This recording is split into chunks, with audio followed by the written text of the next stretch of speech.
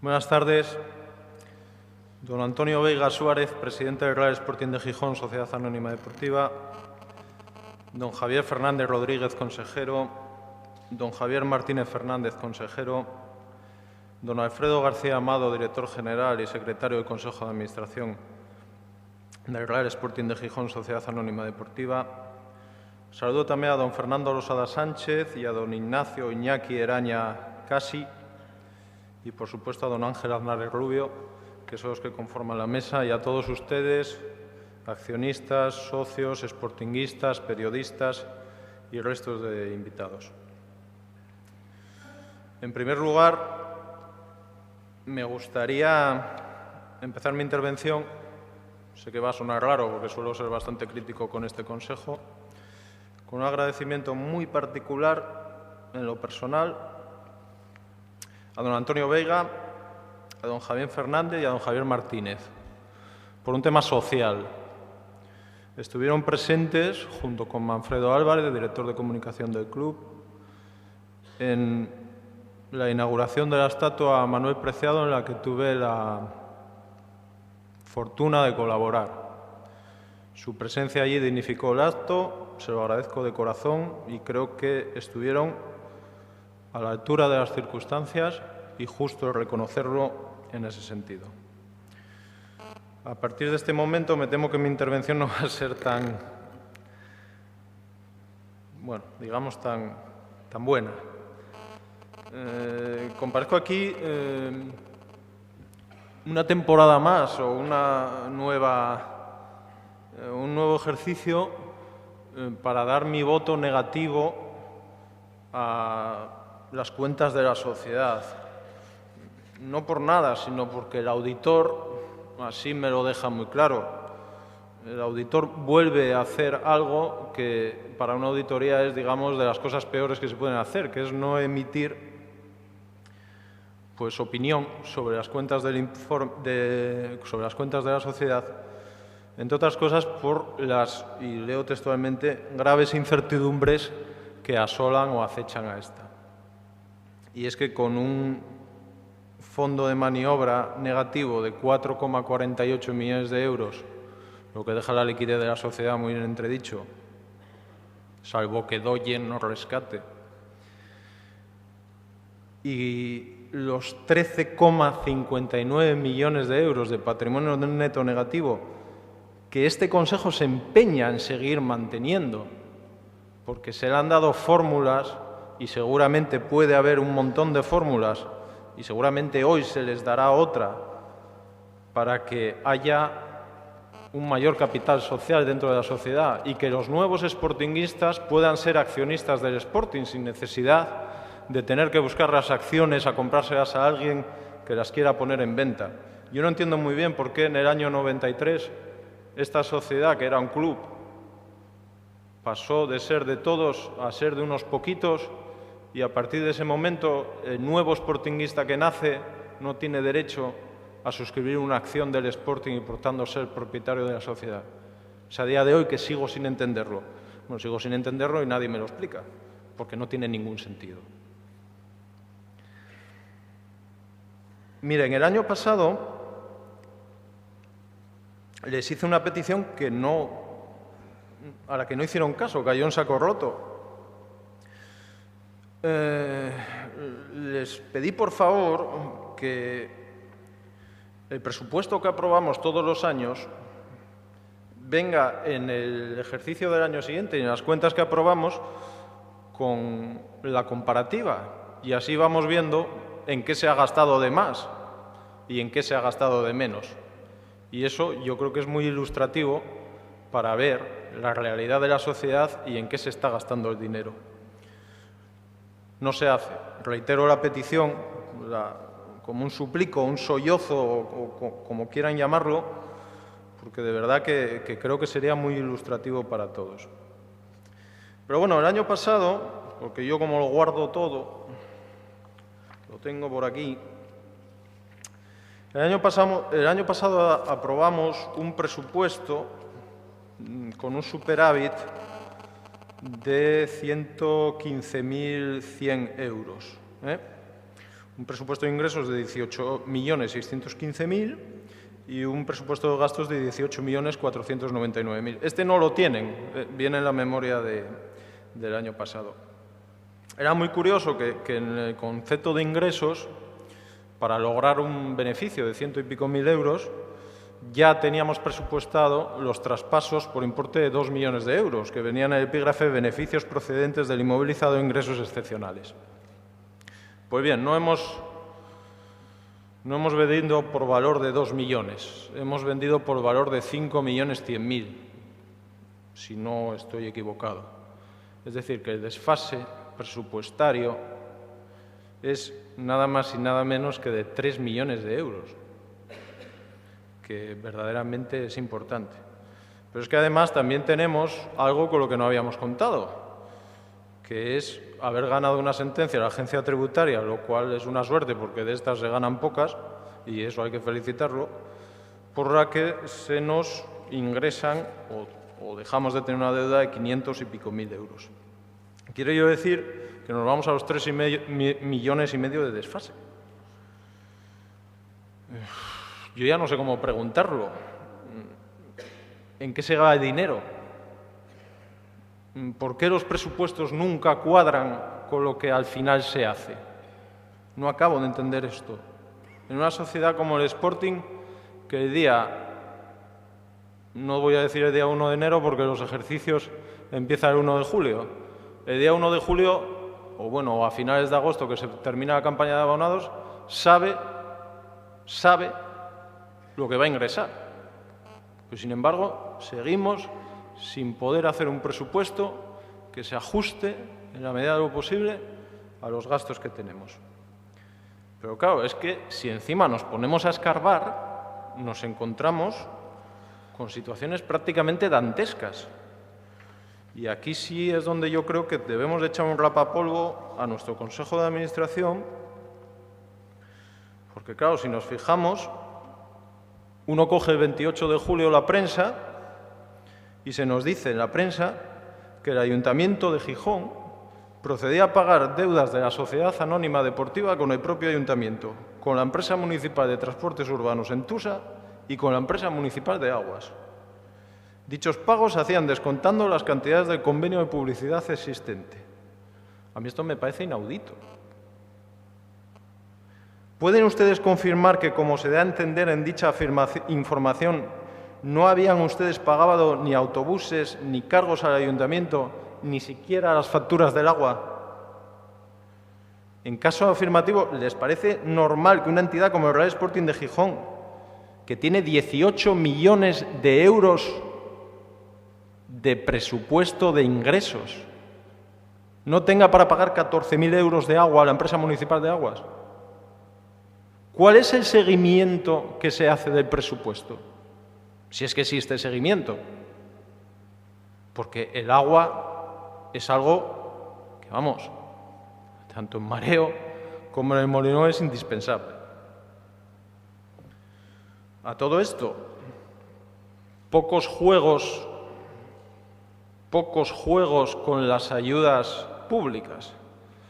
Porque si analizamos la normativa europea, las ayudas públicas están cada vez rebajando, nos podemos encontrar con un problema de que hay una financiación encubierta por parte de los ayuntamientos, lo cual en la normativa europea está absolutamente prohibido.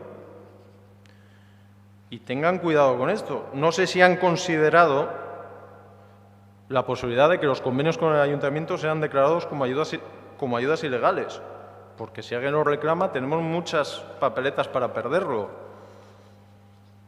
Pero deberían de consultar por lo menos y, por cierto, fijarlo muy bien, porque nos podemos encontrar con una sorpresa muy desagradable. En ese hilo, o en ese orden de cosas, me gustaría que especificasen el total de aportaciones públicas que ha habido a la sociedad durante el ejercicio anterior.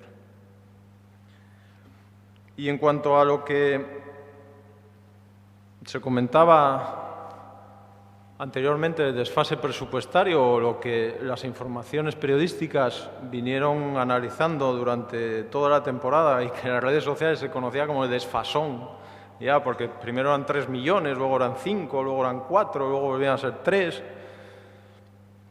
que siempre se justificaban con un asunto que realmente a uno le deja perplejo, que es que no se podían haber hecho los días de club. Hombre, 3 millones de euros en días de club, ¿a cuánto querían poner el día de club? ¿A 100 euros? Porque realmente es una cantidad importante. Yo lo que no entiendo es a qué se debe que la inmensa mayoría de partidas presupuestarias se desvíen. Y no solo la de salarios de jugadores. No hay manera de cuadrar esas cuentas. Solo hay 2 formas, aumentar los ingresos o bajar los gastos. Eso está clarísimo. En ese sentido, don Javier Martínez, el año pasado, cuando fue nombrado, en sus intervenciones radiofónicas, aseguraba que se iban a buscar nuevos ingresos. Me gustaría saber qué acciones se han llevado a cabo en ese sentido, porque si se dan cuenta, vamos, el año pasado es que no tuvimos ni patrocinador y este año tampoco. Uno está cansado de ver los partidos de Sporting en televisión y hay equipos que tienen 2 y 3 patrocinadores. Yo no sé las acciones que se han tomado o se toman en ese sentido, si me las pueden explicar, pero lo que tengo muy claro es que no han dado resultado.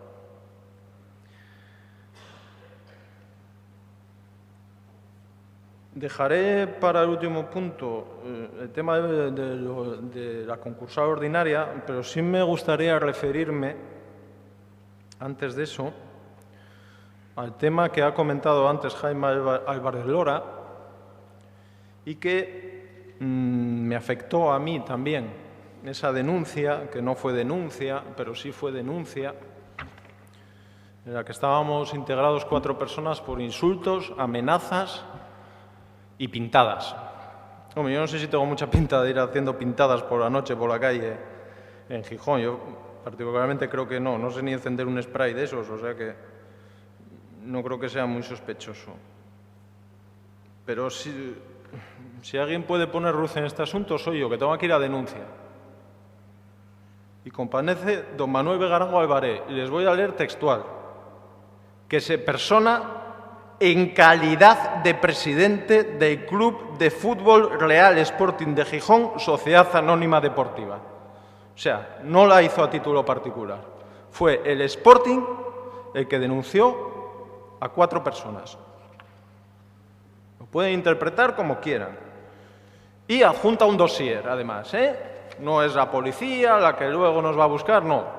Adjunta un dossier con mensajes en redes sociales, consta en la diligencia de remisión de 7 de la tarde del día 10 de abril de 2013, se adjunta dossier compuesto de 5 folios con expresiones extraídas de diferentes perfiles. Uno es el mío, por insultos, amenazas y pintadas contra el Real Sporting de Gijón. Les voy a leer los míos, íntegros, sacados de la red social Twitter, en la que yo escribo habitualmente. Ahí va el primero. Pásmense con el insulto y la amenaza. Cada protesta contra Fernández es un grito de ánimo a nuestros jugadores, a quienes siempre ha maltratado y ninguneado. Eso, para el entonces presidente del Real Sporting de Gijón, era un insulto al Sporting. Ustedes van a ir diciendo, y a ver cuándo nombro yo al Sporting en algo de esto, Fernández sigue desmantelando, en vez de por el futuro y estabilidad del club, debería de haber puesto demoliciones Fernández. Esto al hilo de toda la retahíla de jugadores que se vendieron. Estos son los insultos y las amenazas al Sporting. Convendría exigir la retirada de la palabra Sporting del chiringuito de Fernández. Ya está bien de faltar el respeto a nuestro sentimiento. Este es otro insulto y otra amenaza que yo hago al Sporting o a su consejo de administración. Este es más subido de tono. ¡Qué puta vergüenza! Ya me van a disculpar. Mentir al sportinguismo no puede tener perdón. Les voy a decir luego por qué hablé de mentir al sportinguismo. Ya está bien de reírse del sportinguismo a la puta cara. Este es subido de tono también, lo siento. Pero no me parece ni un insulto ni una amenaza. Y menos a nadie del Consejo de Administración del Real Sporting de Gijón. Sigo. Solo quedan 2. 18 años de secuestro de la capacidad de decidir del sportinguismo han provocado unas formas y unas actitudes injustificables. Otro. Hurtar por motivos jurídico-económicos la propiedad de un equipo a sus aficionados no tiene justificación. Lo haga un indio o uno de la calzada. En clara referencia al presidente del Racing por aquel entonces, Ali Siet. Sigo sin nombrar ni al Sporting ni al Consejo de Administración del Sporting. Y finalmente, el último, digamos el de la gran controversia. No entiendo por qué la prensa trata a Ali Siet, presidente entonces del Racing, como un delincuente y a Fernández como un salvador. Estos son mis mensajes, son públicos. Pueden juzgar ustedes si yo he insultado a alguien o no. Eso está en su propia conciencia y en la mía. Ahora bien, tengo una cosa que me indigna profundamente. ¿Cómo puede el presidente del Real Sporting de Gijón, al que no nombro en ningún momento, ni a él ni a la institución, y mucho menos al Consejo de Administración, denunciarme a mí por esto? Podrá el señor Fernández, quizás, si se siente insultado, a lo mejor podrá denunciarme, cosa que no ha hecho. Ha ido don Manuel Begarango Álvarez, como presidente del Real Sporting de Gijón, a denunciar. A mí esto me deja perplejo, de verdad. Me deja perplejo que se gaste el tiempo, el dinero, los abogados y los procuradores del Sporting en defender lo indefendible. El abogado no sé quién es, porque no hubo juicio, como saben. Cosa que me llena de pena porque hubiese disfrutado de ese juicio como un enano, y eso que era acusado. Pero el abogado para este tipo de cosas es Ramón de Santiago. Ramón de Santiago, que está imputado en este tejemaneje que tenemos en esta sociedad que se llama Por el Futuro y Estabilidad del Club y que se lleva a cabo entre el señor Fernández y el señor de Caldas. No entiendo por qué Ramón de Santiago es el abogado del Sporting. Intervino en el tema de Preciado e intervino en un montón de temas. Es un abogado que les voy a decir dónde tiene su despacho profesional. Tiene 3. En Sevilla, en Huelva y en Madrid.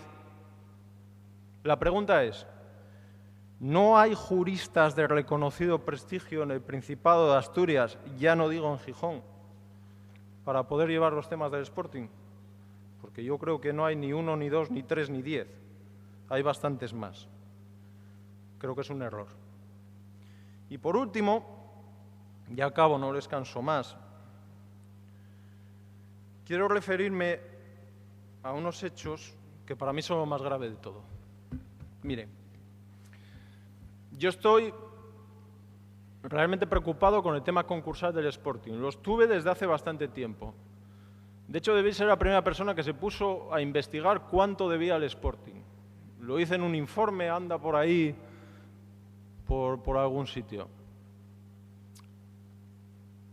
En diciembre del año pasado, la deuda ordinaria del concurso de acreedores del Sporting vencía. Hace 2, no ya el año pasado, sino hace 2 años, recuerdo que la Junta no fue aquí, fue en el Hotel La Llorea, pregunté cómo narices se iban a pagar los 5 millones y pico de euros que se tenían que pagar de deuda ordinaria. Y sugerí, entiendo que el traspaso de José Ángel, que era por valor de 5 millones de euros a la Roma, cubriría esa cantidad. El director general, don Alfredo García Amado, me dijo que sí, que no me preocupase, que ese dinero era para eso. Me despreocupé absolutamente. 5 millones debemos, 5 millones ingresamos, 5 millones pagamos. Desconozco cuál es la fecha tope para pagar ese dinero.